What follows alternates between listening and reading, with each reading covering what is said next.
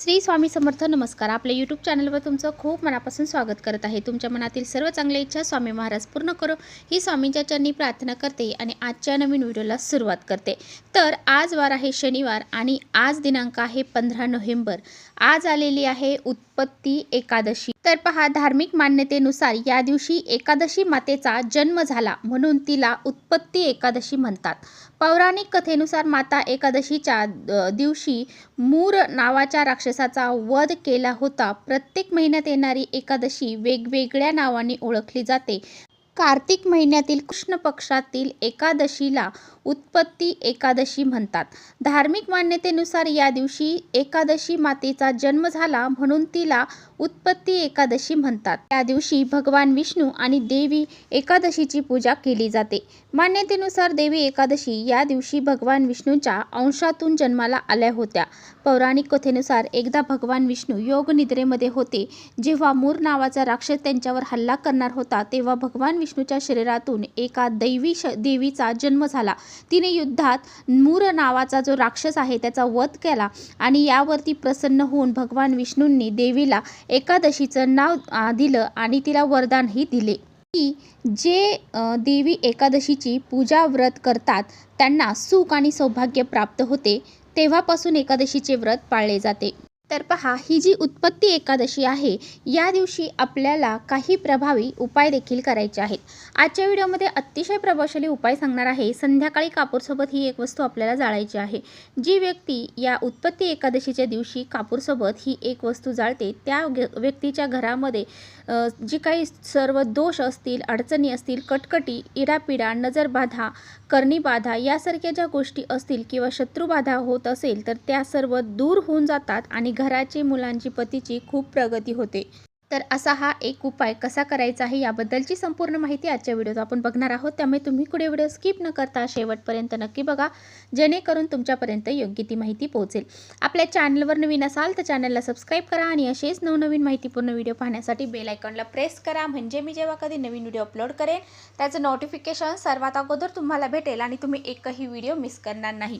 त्याचबरोबर खाली कमेंट्समध्ये ओम नमो भगवते वासुदेवाय नमः हे लिहायला अजिबात विसरू नका, जेणेकरून तुमच्या कुटुंबावरती भगवान विष्णूंची कृपा ही सदैव राहील. आजच्या व्हिडिओमध्ये जो काही उपाय मी तुम्हाला सांगणार आहे तर हा उपाय आज संध्याकाळी आपल्याला करायचा आहे. आता संध्याकाळी कधी करणार तर संध्याकाळी 6 वाजल्यापासून ते रात्री 12 पर्यंत तुम्ही कधीही हा उपाय करू शकता.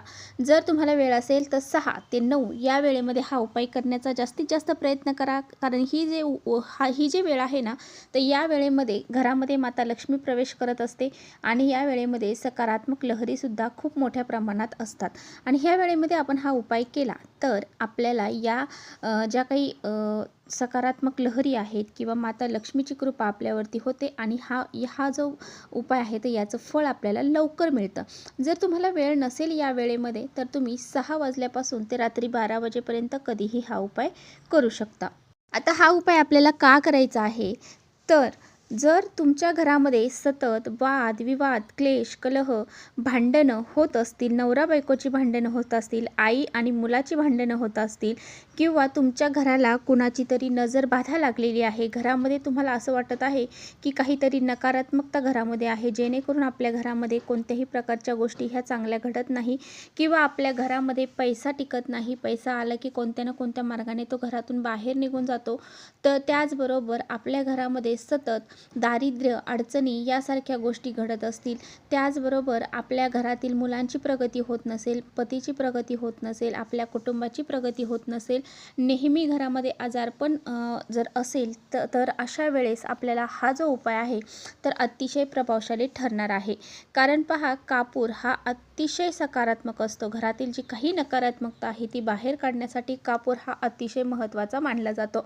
आणि जर तुमच्या घराला कुणाची नजर लागलेली असेल किंवा कुणीतरी तुमच्या घराला शत्रू बाधा केलेली असेल, म्हणजेच एखादा तुमचा शत्रू आहे आणि तो तुमची प्रगती होऊ देत नाही आहे किंवा मग तुमची प्रगती झालेली त्याला देखवत नाही, आपल्या आसपास अशी जळाऊ प्रवृत्तीचे लोक राहतात जेणेकरून त्यांना आपल्या जे काही प्रगती आहे तर ती झालेली कधीही देखवत नाही. म्हणूनच ते आपली प्रगती होऊ नये यासाठी खूप प्रयत्न करत असतात आणि त्यांच्या त्या प्रयत्नामुळे आपल्या जीवनामध्ये ज्या काही अडीअडचणी आहेत तर त्या खूप मोठ्या होत चालतात. म्हणूनच आपण जे काही दोष आहेत, अडचणी आहेत, अशा शत्रूंचा नाश होण्यासाठी, आपल्या घरातील जे दुःख, दारिद्र्य, संकट दूर होण्यासाठी आणि आपल्या घराची प्रगती होण्यासाठी, आपल्या घरामध्ये सुख, शांती, समृद्धी, ऐश्वर्य निर्माण होण्यासाठी हा जो उपाय आहे ना, तर हा उपाय आज संध्याकाळी सर्वांनी अगदी मनापासून करायचा आहे. अगदी आपल्या श्रद्धेने आणि भावनेने हा उपाय करायचा आहे. जर आपण एखादा उपाय श्रद्धेने आणि भावनेने केला तर आपल्या घरामध्ये नेहमी सकारात्मक विचार हे राहतात. नकारात्मक विचारांना अजिबात थारा द्यायचा नाही आहे, त्यांना अजिबात मनामध्ये आणायचं नाही. अगदी सकारात्मक विचार ठेवूनच आपल्याला हा उपाय करायचा आहे. जेणेकरून आपण उपाय करताना असा विचार करायचा की आपण हा उपाय करत आहोत ना, तर आपल्याला नक्कीच सर्व गोष्टी ह्या चांगल्या होणार आहेत. आपल्या घरामध्ये पैसा येणार आहे, आपल्या घरामध्ये मुलांची प्रगती होणार आहे, पतीची प्रगती होणार आहे. अगदी सकारात्मक विचार मनामध्ये ठेवायचे आहेत. आता हा उपाय करण्यासाठी काय करायचं आहे, तर तुम्हाला आज संध्याकाळी हा उपाय करताना सर्वप्रथम तुमच्या देवघरात दिवा प्रज्वलित करायचा आहे, धूप अगरबत्ती लावायची आहे, तुळशीपाशी दिवा लावायचा आहे, त्याचबरोबर मुख्य दरवाजामध्ये दिवा लावायचा आहे, तुळशीपाशी अगदी शुद्ध गाईच्या तुपाचा दिवा तुम्हाला लावायचा आहे. जेणेकरून आपल्या घरामध्ये सकारात्मक लहरी ह्या निर्माण होतील. आणि नंतर तुम्हाला काय करायचं आहे, एक मातीची पंती घ्यायची आहे किंवा मग तुम्ही एखादं कापूर जाळायचं भांडं घ्या किंवा एखादी प्लेट घ्या.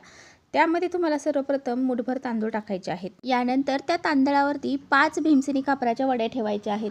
आता भीमसेनी कापूर तुमच्याकडे असेल तर तो घेतला चालेल, नसेल तुमच्याकडे तर दुसरा घेतला, साधा जो आहे तो घेतला तरी चालेल.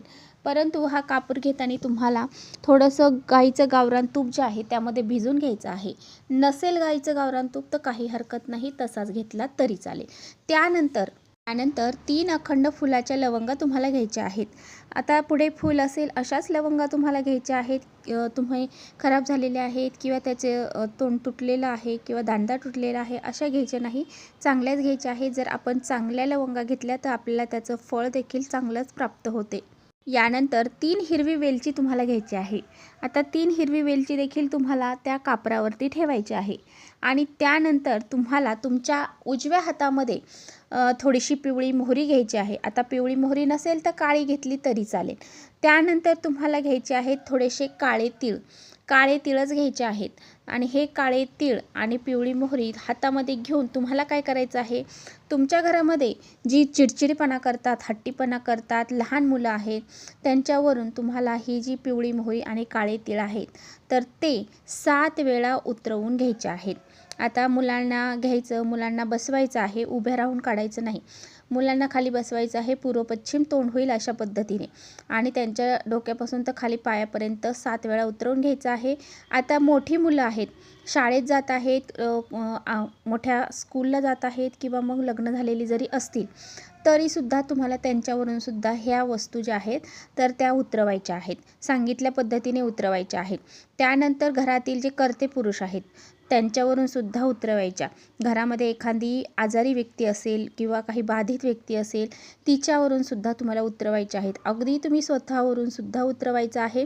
आणि त्यानंतर तुम्हाला काय करायचं आहे, हे जे काळे तीळ आणि पिवळी मोहरी आहे तुमच्या घराचा जो मुख्य दरवाजा आहे त्यावरून सुद्धा तुम्हाला ह्या उतरवून घ्यायच्या आहेत. आणि त्यानंतर तुम्ही त्या कापूर जाळ्याच्या भांड्यामध्ये टाकायच्या आहेत आणि तुमच्या देवघरासमोर ही प्लेट जी आहे ती प्रज्वलित करायची आहे.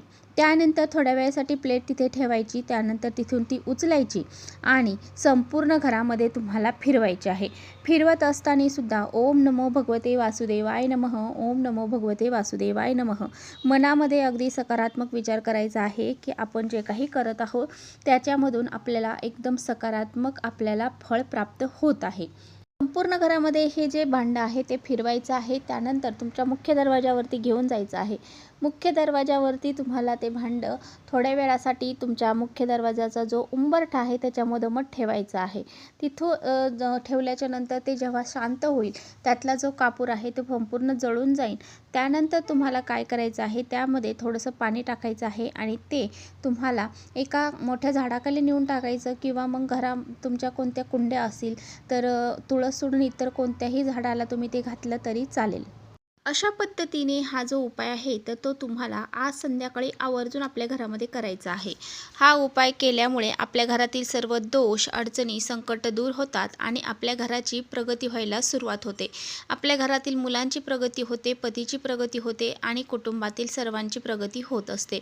म्हणून हा एक उपाय करायला अजिबात विसरायचं नाही. तर चला इथेच थांबवते माझा व्हिडिओ थोडा जरी आवडला असेल तर नक्की लाईक करा. चॅनलवर नवीन असाल तर चॅनलला सबस्क्राईब करा. परत भेटूया अशा छानशा व्हिडिओसोबत. तोपर्यंत श्री स्वामी समर्थ.